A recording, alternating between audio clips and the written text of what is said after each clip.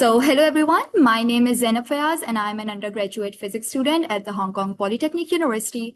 And this summer, I have been working as a research associate under Dr. Mark Nyrink in the Young Scientist program.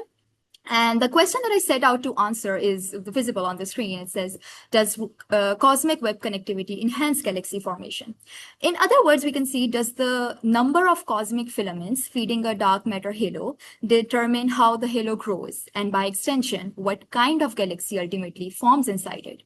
And today I'll walk you through the physics behind this question, the simulations I ran to test it, and what the result tells us.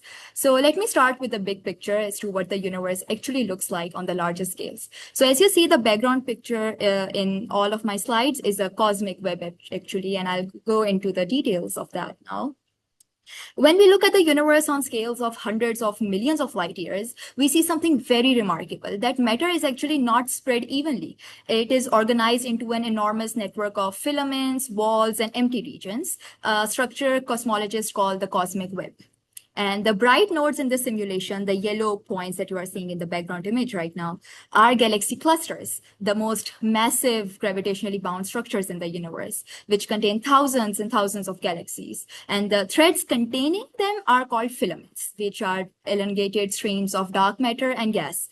And the vast dark regions between them are voids, which are almost completely empty of dark matter.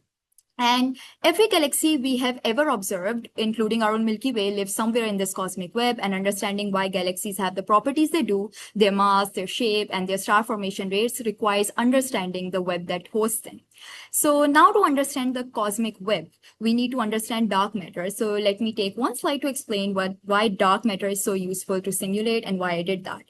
So I'm simulating dark matter specifically because its physics is very simple. It's collisionless, it interacts only through gravity, it does not radiate, it does not heat up, it does not form stars. And this makes it far easier to simulate than gas or ordinary matter, which requires modeling things like pressure and radiation, cooling, and many other complex processes. So this made my process very simple. But despite the simplicity, dark matter is physically central to galaxy formation. Dark matter concentration, called halos, provide the gravitational wells into which gas falls and then cools to form stars and galaxies. There's actually very interesting simulation ahead. The visuals where all the things that I'm saying will become very clear. So in simple words, no dark matter halo means no galaxy. So understanding how halo grow and what determines their property is very essential. So where do these halos form? And they form at very specific locations of the cosmic web, which we will understand now. Dark matter halo does not form just anywhere. They actually form preferentially at the nodes of the cosmic web. The nodes are basically the intersection where multiple filaments meet. And you can simply think of it like a city at the crossroads of several highways. And matter is just like traffic, which flows along the roads, and then it accumulates at a junction. So crucially, different halos have different number of filaments feeding them. Some sit at simple 3 filament nodes, others have higher, for example, 5 or 6 and 7. And this is not just a theoretical idea. The connection between filament numbers and halo mass has been established across independent lines of evidence in a lot of different works. For example, there has been done analytical work by different researchers which showed that the number of filaments around a density peak increases with mass. And simulations by the researchers confirm this numerically, and observational studies, which is as recent as last year, have now detected this relationship that exists directly in real galaxy survey data. So the correlation between filament number and halo mass is well established across theory, simulation, and observation. However, what is not yet understood is the causal direction. And that is exactly what my control experiment is designed to test. So when it comes to narrowing down the particular research question that I dealt with in these past few weeks, is, does the number of filaments feeding a dark matter halo affect its growth and internal structure? Simply, if it is yes, then cosmic web connectivity directly shapes galaxy formation. And however, this is difficult to answer because in realistic cosmological simulations, filament number, local density, merger history, and there are many other factors which affect all changes simultaneously. So, and in real cosmological simulations, it is actually difficult to control variables. So you cannot isolate the effect of filament number alone. So the approach that I used was to use simplified 2D simulations where I can precisely control how many filaments feed into the halo. And I varied the number of filaments, which I'll be constantly referring to it as N filaments, which is the number of filaments from 2 to 8, while keeping everything else exactly the same. So let me explain how these simulations actually work. So the simulation that I used almost 65,000 particles in total. It moves purely under gravity in a 2D square box with periodic boundaries, meaning the box wraps around its edges. And the cosmological model is Einstein-de-Sitter. It is flat, matter-dominated, no dark energy, which is simpler than a real universe, but captures the key physics of gravitational collapse that we are trying to explore. And the initial conditions are set by an ellipse potential, which is simply a mathematical generalization of an ellipse that has n number of filaments instead of 2. So n filament equals 3 gives a 3-armed potential, n filament equal 4 gives a cross shape, and n filament equals 7 gives a 7-armed star, as you can see in the plots in this slide. And once the simulation runs, I need a way to identify which particles actually belong to the halo and which particles belong to filaments and voids. So this is where a very interesting algorithm comes into use, which is the origami algorithm that is also the intersection of science and art. After running each simulation, I needed to classify these particles, and I used the origami algorithm that has a very beautiful physical interpretation. And imagine that all the particles in the early universe are arranged on a smooth mathematical sheet. A surface connecting every particle to its neighbor is in its initial configuration. And as gravity acts, this sheet folds over itself like origami paper. And the number and direction of folds at a given location determines what type of particle would it be. For example, if a region has not folded at all, the particle is in a void. If the sheet has folded in one direction only, the particles are in a filament. If it has folded in both directions, the particles are in a halo, the dense central region where full collapse has occurred. So now let me show you what the simulation actually looks like when we run it.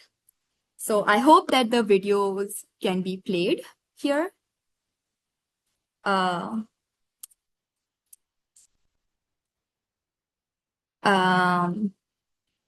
just play the video here. I'm not sure why it's not being played right now. Yes. Okay. So as we can see, the first video is for the 3 filaments on the left, and the 7-1 is on the right. And even from the visual snapshots, you can clearly see the key physics playing out. Matter that started in a near uniform distribution has been pulled by gravity towards the filament arms, and those filaments then funnel matter inwards towards the central node where a dense halo is forming. And then more filaments you have, as in the N filaments, equals 7 case on the right, the more complex the surrounding structure becomes. And the visual evolution directly captures what happens in the real cosmic web. Filaments form first as matter collapses along one dimension, and halos grow at the nodes as matter flows in from other multiple directions. The fact that our idealized 2D simulation reproduces this hierarchical structure formation is validation that we are actually capturing the right physics. So I'll get now quantitative with my results. I measured how much mass accumulates in the halo over time for each value of the N filaments, and then I compared it against the number, a no filament baseline as well. So now we are talking about excess halo mass and what filaments actually do in that case. So when I measure the number of particles, origami algorithm identifies as halo at each time step, which is the scale factor A, representing cosmic time. After about A equals to 2, as you can see in the plot, the simulation enters a strongly non-linear regime. The high N filament cases of 6, 7, and 8 consistency accumulates significantly more halo particles than lower cases. And this is our first suggestion that more filaments might mean more halo mass. But to know whether this is genuine, I needed a no filament baseline, a simulation where the same radial gravitational strength is there, but there's no preferred direction. So I found that the exact mathematical angle average of the ellipse potential is given by a Bessel function. And this gives me a rigorous no filament control that matches the ellipse at every radius. So when I subtract the baseline, giving the excess halo mass purely due to filaments, low filament numbers such as 2 and 3 show almost no excess. Filaments like 4 and 5 show a small positive signal, and higher number of filaments, such as 6, 7, and 8, show a clear positive axis. So more filaments do appear to help. But this immediately raises another question, which is the axis a real density enhancement in the halo core, or a morphological artifact, which is caused by the complex star-shaped structure of high-end filament halos being overcounted? So in this case, the density profile analysis was something that I used. But first, I needed to check whether the result was robust against numerical artifacts of the simulation grid. So in this case, to address this potential concern with any simulation that we do in cosmology on a regular grid, the result might depend on how the physical structure is oriented relative to the grid axis, so which is also called grid alignment artifact. So to test this, I actually ran each simulation 8 times by rotating at different angles. To verify if the halo count changes significantly with rotation, the result is an artifact. If it stays stable, it is real physics. So the results are very reassuring. For low number of filaments, such as 2, 3, 4, and 5, the spread across all 8 orientation is less than 1.2%, very stable. And however, for high-end filament results, such as 6 and larger, the spread is larger at like 3.4%, and with a zigzag pattern suggesting some grid alignment sensitivity.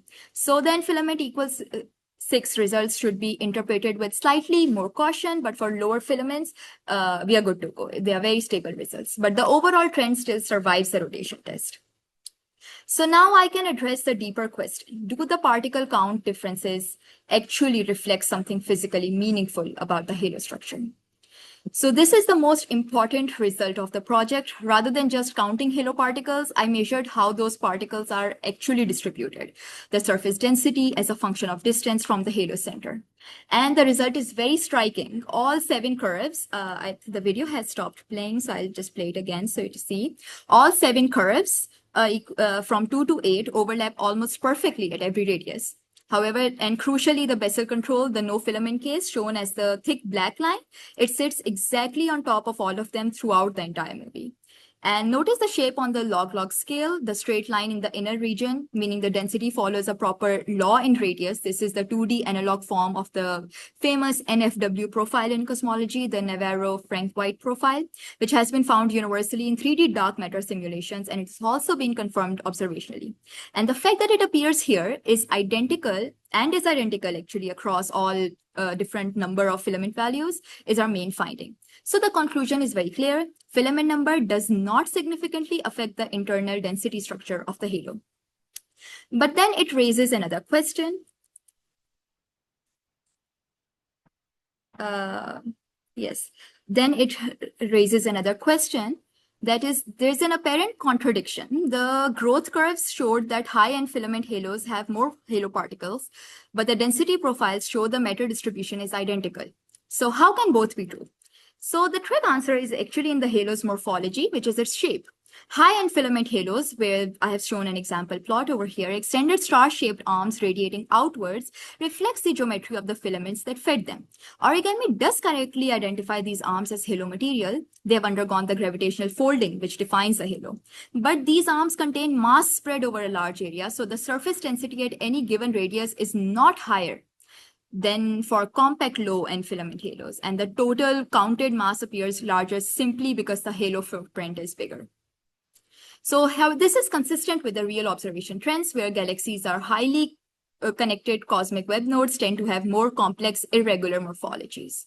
So this brings me to simple conclusion. So the question I started with was, does cosmic web connectivity enhance galaxy formation? So based on this controlled 2D simulation study, the answer is not significantly, at least in terms of the halo's internal density structure. While filament number does affect the halo's shape, high connectivity produces more extended morphologically complex halos. And the result is statistically robust. All the results that we have got up till now, rotational analysis confirms spreads of less than 1.2% for a majority number of filaments, and independent aperture measurements are also consistent. So this idealized 2D setting, cosmic web connectivity, shapes how a halo looks more than how dense or massive it is. So let me briefly describe what I'm currently working on to basically extend this. So the simulations I've shown all use perfect symmetric filament patterns, but in real universe, filaments are not perfectly symmetric. They have random orientations and irregular geometries. So basically, I'm currently testing a more realistic scenario. In simple words, replacing the n-ellipse with a randomly structured potential that has the same overall gravitational strength, but no preferred angular symmetry. So in easy words, they will just test whether the specific symmetric geometry of the filament matters, or simply the presence of any angular structure of a given strength is enough to conclude our work. And the work is ongoing and will tell us whether the structured symmetric works or not. So let me close by placing this work in its broader scientific context. And the research speaks directly to the galaxy environment connection, one of the central open questions in galaxy formation. And the correlation has been established analytically, numerically by several researchers beforehand. However, in real simulations, there are a lot more variables to define and to control. So my work has isolated the causal effect of filament geometry specifically. And there's also an excited implication for star formation, even though the density profile of the halo is the same, regardless of the filament number. Our results suggest that the total amount of collapsed mass tracked by the number of shell crossings could be greater in high connectivity halos. And finally, the appearance of an NFW-like density profile in this simplified 2D setup confirms that the universal profile shape is a robust feature of gravitational collapse itself. So this is how the work has a broader scientific significance. And thank you so much for listening. And I'm happy to take any questions.